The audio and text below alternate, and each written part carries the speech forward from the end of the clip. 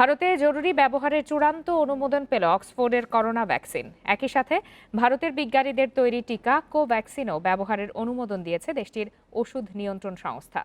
ভারতে জরুরি ব্যবহারের জন্য অনুমোদন পাওয়া প্রথম টিকা এই দুটি। বিশ্বজুড়ে করোনা আক্রান্তের দিক দিয়ে ভারতের অবস্থান দ্বিতীয়। এ পর্যন্ত দেশটিতে করোনা রোগীর সংখ্যা 1,03,00,000-এর বেশি, মারা গেছে প্রায় 1.5 লাখ। ভাইরাসের কবল থেকে বাঁচতে ভ্যাকসিনের জন্য অধীর আগ্রহে অপেক্ষায় ছিল ভারতবাসী। অবশেষে শেষ হলো অপেক্ষার পালা। শনিবারই অক্সফোর্ড ভ্যাকসিনের ছাড়পত্র দেওয়ার সুপারিশ করে ভারতের সরকারি বিশেষজ্ঞ কমিটি। এর একদিন পর জরুরি ভিত্তিতে ব্যবহারের চূড়ান্ত অনুমোদন দিল দেশটির ওষুধ নিয়ন্ত্রণ সংস্থা। তবে শুধু অক্সফোর্ড নয়, ভারতের কোম্পানি বায়োটেকের তৈরি টিকারও অনুমোদন দেয়া হয়েছে। টিকা দুটি হল অক্সফোর্ড ও সেরাম ইনস্টিটিউটের কোভিশিল্ড এবং বায়োটেকের কোভ্যাক্সিন। ভারতের ড্রাগ কন্ট্রোলার জেনারেল ভিজি সোমানি জানান, দুটি টিকাই 100% নিরাপদ। এ নিরাপত্তার ক্ষেত্রে সামান্যতম উদ্বেগ থাকলে অনুমোদন দেয়া হতো না বলেও জানান তিনি। বাকি সব ভ্যাকসিনের মতো এই দুটি টিকার ক্ষেত্রেও হালকা জ্বর, ব্যথা এবং অ্যালার্জির মতো কিছু পার্শ্ব প্রতিক্রিয়া থাকবে বলে জানান Somani. Vaccines of Messrs. Serum and Bharat Biotech are being approved for restricted use in emergency situation. অনুমোদনের পর প্রথম দফায় 3 কোটি নাগরিককে টিকা কর্মসূচির আওতায় আনার ঘোষণা দিয়েছে ভারত সরকার। এর মধ্যে রয়েছে 1 কোটি স্বাস্থ্যকর্মী ও 2 কোটি প্রথম সারির করোনা যোদ্ধা। এছাড়া পুরো দেশে বিনামূল্যে টিকা সরবরাহের আশ্বাস দিয়েছেন স্বাস্থ্যমন্ত্রী হর্ষবর্ধন। এদিকে ভারতীয় বিজ্ঞানীদের প্রশংসা করে দেশটির প্রধানমন্ত্রী নরেন্দ্র মোদী বলেন, জরুরি ব্যবহারের জন্য অনুমোদিত দুটি ভ্যাকসিনই ভারতে তৈরি। এটি সব ভারতীয়ের জন্য গর্বের বিষয় বলে টুইট বার্তায় মন্তব্য করেন তিনি। এদিকে সেরাম ইনস্টিটিউটের তৈরি টিকার 3 কোটি ডোজ পেতে চুক্তি করেছে বাংলাদেশ সরকার ও বেক্সিমকো ফার্মা। অপেক্ষা ছিল ভারতের চূড়ান্ত অনুমোদনের। এবার ভারতে অনুমোদন পাওয়ায় আশার আলো দেখছে বাংলাদেশও। Sadia Afrin, independent news.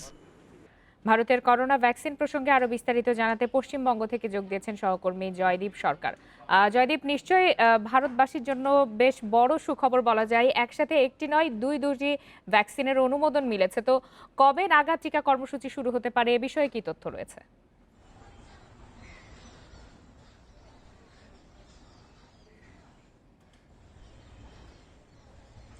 আপনাকে প্রথমেই জানিয়ে রাখি যে ড্রাগ কন্ট্রোল অথরিটি যে বিষয়টি জানিয়েছে গতকালকে, যে দ্রুততার সঙ্গে এই টিকাদানের কাজ শুরু করতে হবে।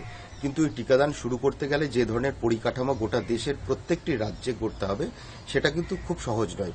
যেমন ড্রাগ কন্ট্রোল অথরিটির প্রথম শর্ত একটি আছে যে এই টিকা দুটি 2 থেকে 8 ডিগ্রি তাপমাত্রার মধ্যে সংরক্ষিত রাখতে হবে। অর্থাৎ এই তাপমাত্রার হেরফের হলে টিকার যে গুণমান সেটা নষ্ট হয়ে যেতে পারে। অর্থাৎ এই যারা টিকা দান করবেন তাদেরকে এমন একটি যন্ত্র বহন করতে হবে যেটা এই তাপমাত্রার মধ্যে এই টিকাগুলোকে সংরক্ষণ করা যায়। সেক্ষেত্রে সরকারিভাবে একটা প্রাথমিক যে পরিকল্পনা ছিল যে বাড়ি বাড়ি গিয়ে অনেক ক্ষেত্রে টিকাদান, সেটা সম্ভব হবে না। সেক্ষেত্রে কোনো নির্দিষ্ট কেন্দ্র করে সেখানে টিকাদানের কাজ শুরু হবে। এবং আপনি জানেন যে প্রথম দফায় যেরকমভাবে স্বাস্থ্যকর্মী এবং করোনা যোদ্ধাদেরকে চিহ্নিত করা হয়েছে, তেমন 4টি ধাপ করা হয়েছে এবং এই 4টি ধাপে খুব দ্রুততার সঙ্গে এই টিকাদানের কাজ শুরু হবে। এবং যেটা সরকারিভাবে জানা যাচ্ছে, এই জানুয়ারি মাসেই কিন্তু এই টিকাদানের কাজ শুরু হবে। গতকালকে ড্রাই রান ছিল এবং ড্রাই রানে সাফল্য পাওয়া গেছে বলে সরকারিভাবে জানানো হয়েছে।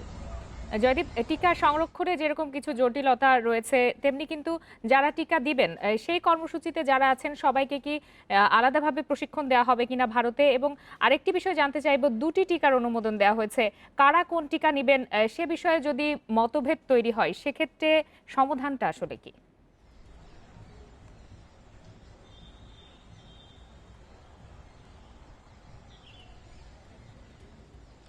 এ বিষয়েও কিন্তু স্থানীয়ভাবে প্রত্যেকটি রাজ্য সরকারের সঙ্গে এবং স্বাস্থ্য মন্ত্রকের সঙ্গে প্রশাসনিকভাবে একটি বৈঠক হতে চলেছে। কয়েকদিনের মধ্যেই সেটি সম্পন্ন হবে। সেখানে একটি বিষয় জানানো হয়েছে যে প্রত্যেক রাজ্যর কাছে ইতিমধ্যেই কিন্তু কেন্দ্রীয় সরকার একটা বার্তা দিয়ে দিয়েছিল যে টিকা প্রায় তৈরি হয়ে গেছে, প্রশিক্ষণের বিষয় তৈরি রাখুন। সেক্ষেত্রে প্রত্যেকটি জেলা স্তর থেকে কয়েক দল প্রশিক্ষককে চিহ্নিত করা হয়েছে। তাদেরকে প্রাথমিকভাবে প্রশিক্ষণ দিয়েছেন গবেষকরা এবং পরবর্তীকালে কেন্দ্রীয়ভাবে এদের একজন শীর্ষ আধিকারিককে নিয়ে তাদের সঙ্গে আলোচনা করে তাদের প্রশিক্ষণ দেওয়া হবে। প্রশিক্ষণের বিষয় অনেকগুলো থাকছে, যে টিকাদানের পর পরবর্তীকালে যে সমস্ত পার্শ্ব প্রতিক্রিয়া দেখা যায় এবং অনেক ক্ষেত্রে বিশেষ করে গ্রাম স্তরে সেটা দেখা দিলে একটা আতঙ্ক দেখা দিতে পারে, মাস ফোবিয়া তৈরি হয়ে যেতে পারে। সেটা প্রতিরোধের ক্ষেত্রে কি করণীয় এবং সেক্ষেত্রে আগাম কি প্রচার করণীয়, এসবগুলো বিষয় জানানো হবে।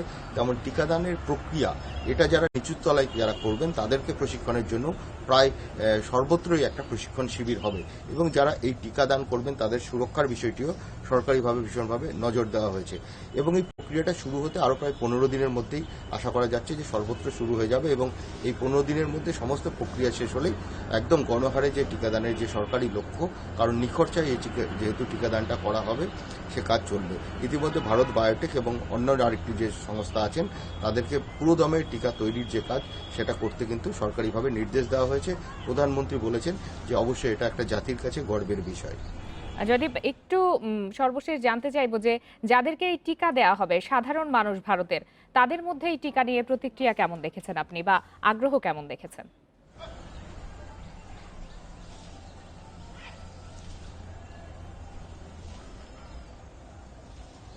অবশ্যই আপনাকে জানাচ্ছি যে মানুষ একটা যে আতঙ্কে প্রায় একটা বছর ধরে আছে ভারতের। আপনি জানেন যে এখনো কিন্তু যান চলাচল স্বাভাবিক নয়, অনেক সরকারি জায়গায় এখনো কিন্তু কাজ বন্ধ আছে, বেসরকারি বহু সংস্থা এখন সম্পূর্ণভাবে তালা ঝুলছে, বহু মানুষ কাজ হারিয়েছেন। এই রকম প্রেক্ষাপটে মূল বিষয় যখন একটি মহামারী অসুখ, সেই অসুখকে মোকাবিলার হাতিয়ার যখন মানুষ পেয়ে গেছেন তখন একটা আশার আলো দেখছেন এবং এক্ষেত্রে বলা চলে বিশেষ করে সব বাড়িতেই যারা বয়স্ক মানুষ আছেন তাদের সুরক্ষার বিষয়টি যেহেতু সব থেকে আগে, সাথে ভারতে ভীষণভাবে হার্টের অসুখ, সুগারের অসুখ এবং অন্যান্য যে আনুষঙ্গিক যে সমস্ত অসুখগুলো সেগুলোর সংখ্যা কিন্তু প্রচুর পরিমাণে বেড়েছে। এইসব মানুষকে সংরক্ষিত রাখা বা তাদেরকে সুরক্ষিত রাখার জন্য এই মুহূর্তে কিন্তু কোনো হাতিয়ার ছিল না, মানুষ অসহায় ছিলেন এবং তাদেরকে সুরক্ষা দেওয়া যেতে পারে এবং সরকার প্রাথমিকভাবে যে এইসব মানুষদেরকে প্রাধান্য দেবেন এবং সেই তেমন একটা আশা সাধারণ মানুষ করছেন। বিশেষ করে আগে বয়স্ক মানুষ যারা কোমরবিডিটিতে আক্রান্ত তাদেরকে সুরক্ষা দেওয়া একটা ভীষণভাবে দরকার এবং বিভিন্ন স্তর থেকে কিন্তু কেন্দ্রীয় সরকারের কাছে এই আবেদনটা এসছে যে এই মুহূর্তে যেমন স্বাস্থ্যকর্মী, সেনাকর্মী, পুলিশ এদেরকে যেমন আপনারা সুরক্ষা টিকাটা প্রথমে দিচ্ছেন, তেমন কোমরবিডিটিতে আক্রান্ত যারা বা বয়স্ক মানুষ যারা তাদের সুরক্ষার জন্য সরকার যেন এই বিষয়টিতেও গুরুত্ব দেয়। তবে সরকারিভাবে যে 4টে ধাপ করা হয়েছে তার মধ্যে এদেরকেও আনা হচ্ছে। জয়দীপ সরকার, আপনাকে অসংখ্য ধন্যবাদ।